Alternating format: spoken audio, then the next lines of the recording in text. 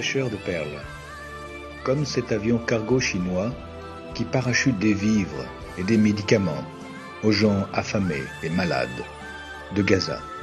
Image réconfortante, mais ô combien dérangeante pour nos impitoyables dirigeants qui ordonnent par conséquent à vos médias qu'ils ne vous les montrent pas. Comme cet avion cargo, mais avec tellement moins de poids, je vous envoie attachés à de petits parachutes, des vidéos. Dans mes vidéos, que j'appelle parfois mes perles, mais qui ne le valent pas, je parle souvent de la Chine. La Chine telle que je la vois. La Chine telle qu'elle se montre à ceux qui y vivent, qui la vivent. Car cette Chine-là, les médias, encore une fois, vos médias, ne vous la montrent pas. Pas sous cet angle-là.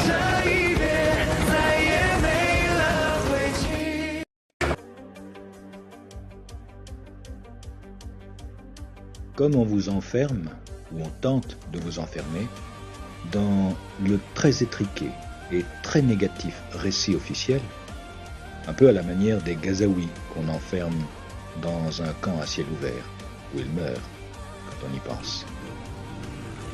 Il n'y a aucune chance, sans l'intercession de gens comme moi qui jouent au chat et à la souris avec la censure et les censeurs, il n'y a aucune chance que vous voyez par exemple les vidéos de ce vidéaste chinois voyageant à travers le Moyen-Orient dans sa voiture électrique et qui, tantôt en Iran, tantôt en Irak, comme partout où il passe, laisse une image positive de la Chine et parle d'amitié et de coopération entre les peuples amis et souverains. Non, aucune chance qu'on vous montre cela. Et je crois que c'est une raison de plus pour qu'on regarde une de ces vidéos ensemble très attentivement. Allez, c'est parti.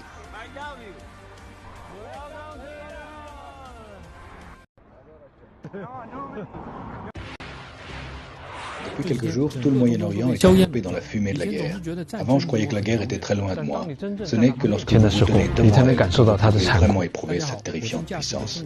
Salut à tous. En ce moment, je traverse à bord de ma voiture chinoise la frontière ouest de l'Iran en direction de Mossoul, ville du nord de l'Irak. On est ici au cœur de la zone tampon entre l'Iran et Israël.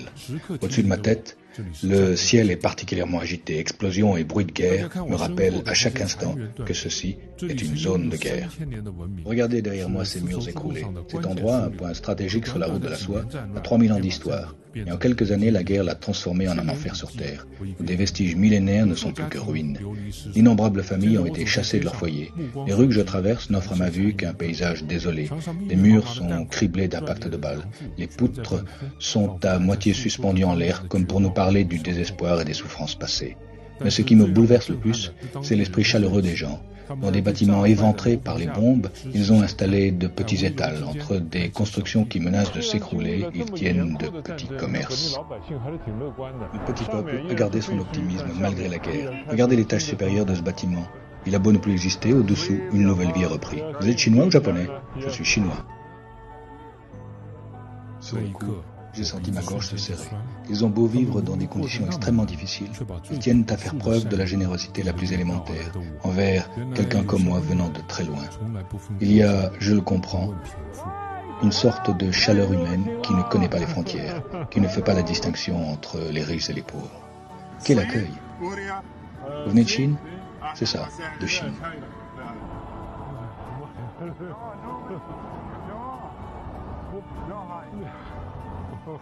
No money.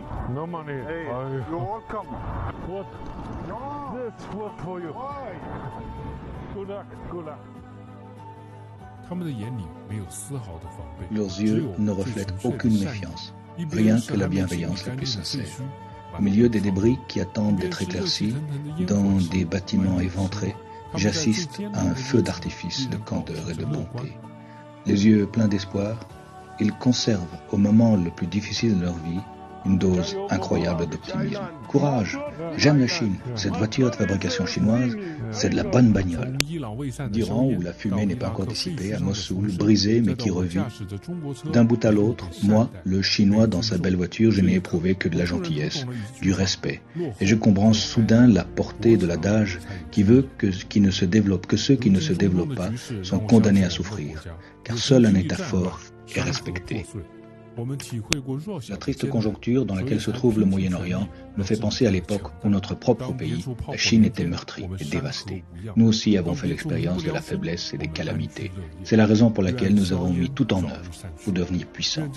Quand ailleurs les canons tonnent sans répit, ici, nos montagnes et nos fleuves sont en paix. Quand ailleurs, c'est la détresse, ici, c'est l'abondance et la paix. Je souhaite que la fumée se dissipe rapidement et que refleurisse en cet endroit une civilisation qui durera 1000 ans. Je souhaite que le souvenir de la paix et de la force qui nous animent aujourd'hui reste gravé en nous, car paix et force sont acquis durement.